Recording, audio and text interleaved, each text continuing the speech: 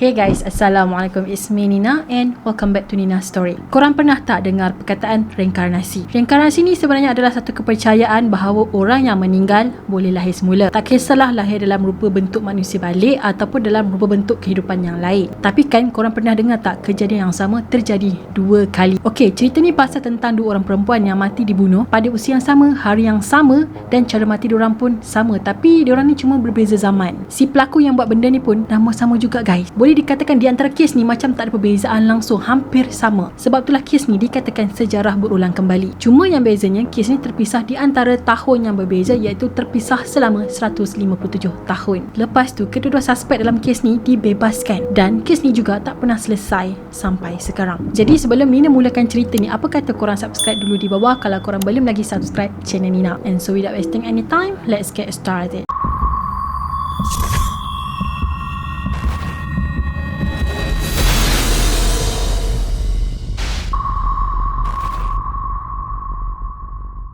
Sebelum Nina buat kesimpulan tentang persamaan kedua-dua kes ni, Nina akan ceritakan dekat korang dulu tentang kes yang pertama. Mangsa dalam kes yang pertama ni dikenali sebagai Mary Ashford yang tinggal di England. Jadi kedua-dua kes ni sebenarnya terjadi dekat England. Pada awal 27 Mei tahun 1817, jasad Mary tadi telah dijumpai di pinggir bandar Birmingham. So pada masa tu polis telah terjumpa jasad seorang wanita muda berusia 20 tahun, yang mana jasad tadi tu adalah Mary. Dia telah disentuh dengan cara yang kejam, kemudian dia mati sebab kena cekik. Bukan tu je, jasad Mary tadi juga telah dibuang ke dalam kotak yang penuh dengan pasir di sebuah taman. Sebelum Mary kena bunuh pada pagi tu, sebenarnya dia telah menghadiri satu majlis tarian yang terletak di Tyburn House pada malam sebelum kejadian. Jadi majlis tarian tu diadakan secara besar-besaran dan sangat meriah. Pada masa ni suspek dalam kes ni adalah Abraham Thornton yang berusia 25 tahun juga menghadiri majlis tarian tadi. So dikatakan semasa majlis tari menari ni, Thornton tadi telah menjadi partner menari kepada Mary. Sampailah pada waktu tengah malam, majlis tadi tu pun telah habis dan diorang berdua balik ke rumah. Tapi Mary tak terus balik ke rumah dia, sebabnya dia singgah rumah kawan dia dulu untuk tukar pakaian sebelum dia balik ke rumah. Walaupun pada masa tu dah lewat malam, tapi si Mary ni kan masih berani tahu nak jalan kaki balik ke rumah dia. Kalau kita nak jalan tengah malam sorang-sorang pada zaman sekarang ni kan, kita takkan berani lah. Macam-macam benda yang boleh jadi sekarang ni.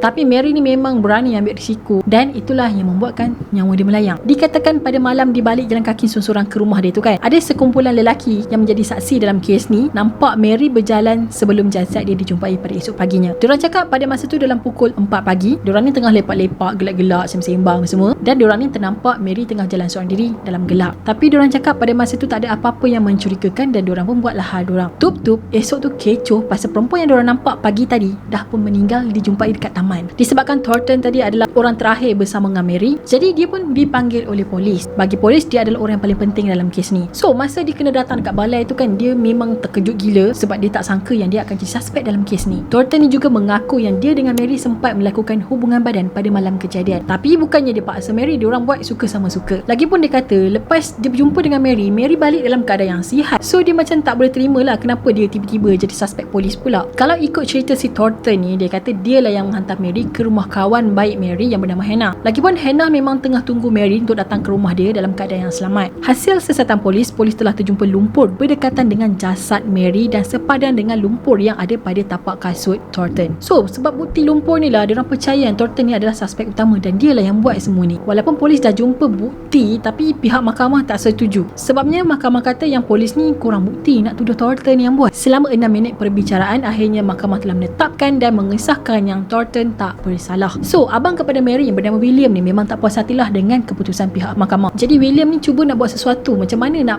bangkitkan balik kes ni supaya Thornton tadi disabitkan dengan kesalahan. Jadi dia dengan penyokong dia telah minta pihak mahkamah untuk membicarakan Thornton ni sekali lagi. Tapi si Thornton ni dicuba elak dan akhirnya dia telah melarikan diri ke Amerika dan telah mengubah identiti dia. So untuk kes yang pertama ni sampai sekarang masih tak jumpa siapakah pelaku yang sebenar. Selepas 157 tahun kemudian, kes yang sama dikatakan telah berulang sekali lagi. Jadi ada seorang wanita yang bernama Barbara Forrest berusia 20 tahun telah menerima nasib yang sama macam Mary. Masa tu Barbara ni bekerja sebagai penjaga kanak-kanak di sebuah taska. Kejadian yang sama ni berulang sekali lagi pada tarikh yang sama, iaitu pada 27 Mei pada tahun 1975, yang bezanya cuma tahun je. Dikatakan Barbara ni telah menghadiri satu majlis tarian dengan boyfriend dia yang bernama Simon. Biasalah kalau dah nama pun majlis tarian kan, majlis ni biasanya dia tak akan berakhir awal, mesti akan habis lewat malam. Lepas dah habis majlis tarian tadi, Barbara dengan boyfriend dia pun telah menuju ke stesen bas dalam pukul 1 pagi. So dekat stesen bas ni lah diorang telah berpisah dan bawa haluan masing-masing untuk pulang ke rumah. Jadi masa Barbara ni tunggu bas, dipercayai pada masa ni dah dia telah terjumpa dengan suspek yang membunuhnya. Beberapa jam kemudian, jasad Barbara ni telah dijumpai di sebuah taman yang sama Mary dijumpai 157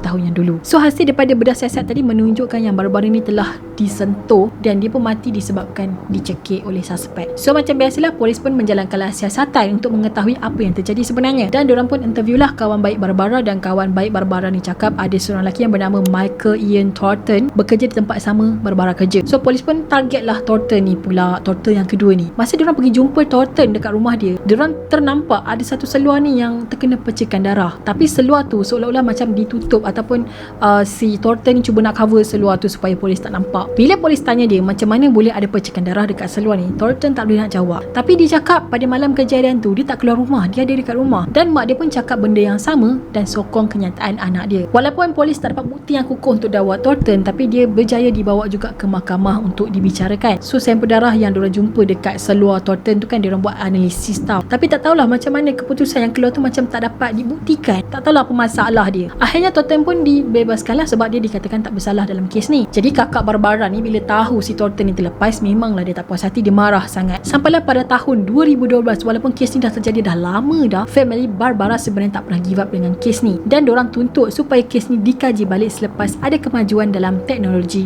DNA. So sampai sekarang kes pasal Barbara ni masih lagi dibuka dan masih lagi aktif, cumanya tak dapat lagi jawapan. So Nina akan simpulkan dekat korang tentang persamaan kedua-dua kes ni, okey? Yang pertama, Mary dan Barbara lahir pada tarikh yang sama, iaitu pada 31 Disember. Yang kedua, diorang juga telah meninggal pada tarikh yang sama, iaitu pada 27 Mei. Yang ketiga pula, diorang berdua juga telah meninggal pada usia yang sama, iaitu 20 tahun. Yang keempat, cara diorang mati ni sama, yang mana diorang telah datang ke majlis tari sebelum diorang meninggal. Yang kelima pula, jasad diorang ni telah dibuang di taman yang sama dan dijumpai pada awal pagi selepas subuh. Yang keenam pula, kedua-dua suspek mempunyai nama keluarga yang sama, iaitu Thornton. Yang ketujuh, kedua-dua Thornton dibicarakan, tapi diorang berdua ni telah dibebaskan, dikatakan tak bersalah. Dan yang terakhir iaitu yang ke-8, ramai yang cakap muka Barbara dengan Mary hampir sama, seolah-olah diorang berdua ni adalah adik-beradik. Diorang punya persamaan kes tu kan macam tersangat dekat tau, macam tak ada sangat perbezaan. Walaupun kes ni ada banyak persamaan, tapi kan kemungkinan besar juga si suspek utama dalam kes ni telah baca dan kaji kes Mary yang sebelum ni. So suspek tadi tu just repeat dan sejarah pun berulang kembali. Tapi kan sebenarnya agak susah juga kalau suspek tu nak rancang betul-betul untuk kedua-dua kejadian ni tak. Sebabnya dia kena cari tarikh lahir yang sama dengan Mary, dan yang kedua dia kena perangkap pula seorang lelaki yang sama nama keluarga dengan suspek yang pertama.